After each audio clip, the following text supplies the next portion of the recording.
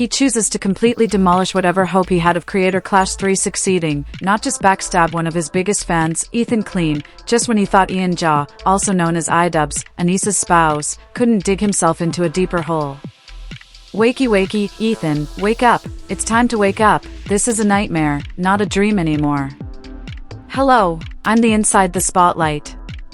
I make YouTube videos every week, and today we'll be learning about the most poorly run creative event in the history of the internet. Clash of the Creators. Last year, I made a separate video discussing the first two Creator Clash charity events and how iDubbbz managed to simultaneously sour both his reputation and the event's goodwill through a petty feud between 2021 and 2023. I also discussed how he managed to ruin the event before it even started, what he did to further damage his reputation, and why he can't seem to understand that it's all his fault. iDubbbz and the creator Sam Hyde found themselves locked in a number of heated exchanges that stemmed from a failed documentary collaboration from iDubbbz banning him and the fighter he trained from attending Creator Clash to Sam calling him a cuck for supporting his wife's account. The two were locked in an ever-escalating beef that was ruining the fanfare around the event. Were you under the impression that you were going to be on this card at any point? No, I didn't think I was going to be on the card, but I didn't realize at any point that I was going to be blacklisted from a charity event that I got 5 front row tickets. It was $10,000 and it's for charity, and supposedly I'm going to be refunded this money, so I guess he wants me not around badly enough that it's worth taking away $10,000 from charity. While the first installment of the Creator Clash brought in over $1 million for charity, the second was a complete bust and lost around $250,000.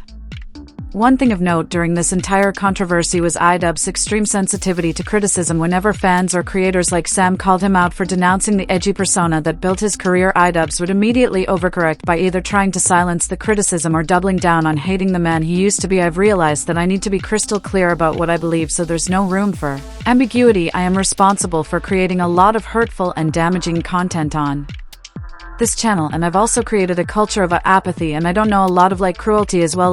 Some of the videos I've made have been very not edgy. I don't think some of these videos were edgy. I think they were just outright cruel, so I don't want people to get it confused about where I stand. I have made some cruel, hurtful content, and I need to acknowledge that, and I'm really sorry that it's taken me this long to acknowledge it. While the controversy cost him more than 700,000 subscribers and left a mark on his reputation, iDubbbz was mostly able to put it behind him and resume uploading content in the months that followed. However, by the 4th of February, 2025, iDubbbz would take yet another sip from the well that had poisoned his career when the Creator Clash Twitter account announced the next installment of the charity event. Despite the previous controversy surrounding iDubbbz and the Creator Clash brand, viewers were more than willing to give the event and its associated charity streams another shot, with comments like, "I had literally zero idea this was even happening. I think this was a great idea to promote the actual event coming up, but this live stream itself needed to be announced ahead of time. This was fun and looks like it has lots of potential to get lots of money for charity. If you advertise it a bit, I'm sure lots would show up and donate. Please promote the event more than last year. I want to see it be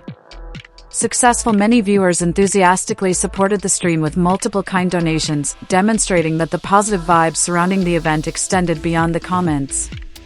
Oh, iDubbbz's charity event was gathering steam, so thank you, Ethan, and for the $1,000 donated to Stand Up to Cancer. Around March 2025, one of its most ardent followers found themselves in a highly troubling circumstance. Child Protection Services was falsely called to Ethan's home after he claimed that they might have contracted Giardia from their dog, Sunny, who was crawling around and putting everything in his mouth.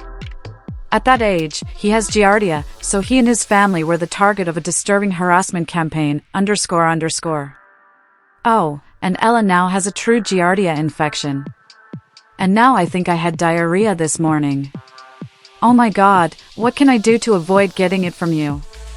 I'm trying, because I'm not trying to get the air conditioner. Perhaps it's so absurd that you have to eat my feces, but the way his family got it might point to some hygiene issues.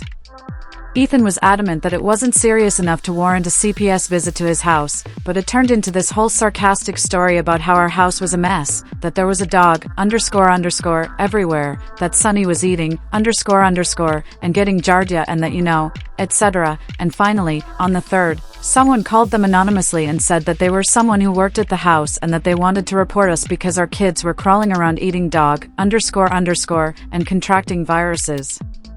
And that they were able to provide enough information because of what I said on the show to make it seem like it was someone The incident was so intense that Ethan and Helena would spend several minutes complaining about how their close friend iDubbbz and Anna didn't bother defending them against online harassment, something they were happy to do for the JHS months earlier. Thank you, Anna, for standing up for your girl. I actually stood up for you so many times because, of course, I was going to support you and Ian because you did. However, now you choose to hang out with people who would have a problem with you if you defended me, so it's a problem. Okay, if you want to hang out with those people and have no spine and not defend another girl who stood up for you. Enjoy your new friends. For some background. The group of creators Hila and Ether were referring to were Hassan's new friends. Abby, Ethan, and Hassan regularly disagree on various political issues, and the arguments frequently turn personal. Given iDubbbz's ties to both parties, you would think he would remain impartial and not take sides. On April 16, 2025, iDubbbz would bring back the venerable Content Cop series with an upload devoted to dissecting his former friend Ethan Klein. Wake up, Ethan, wake up, Ethan, wake up, wakey wakey, Ethan, wake up, time to be awake, Ethan, wake up, Ethan. This is no longer a dream, this is a nightmare. Regretfully, he had no interest in being mutual because he was about to betray his friend in the worst way possible. Wake up, Ethan. The idiotic __ is urging you to do so. Open your eyes, Ethan. Open your eyes, Ethan. Open your eyes, Ethan. Open your eyes, Zoom. I'm going to skip the response content just yet. I love Sabas. I miss you. Wake up, Tasty. Please wake up, wake up, wake up. I'm going to tell you a story about Ethan Klein. I know some of you have been following him, but many people may not be aware of the background of his podcast with his show with Hassan.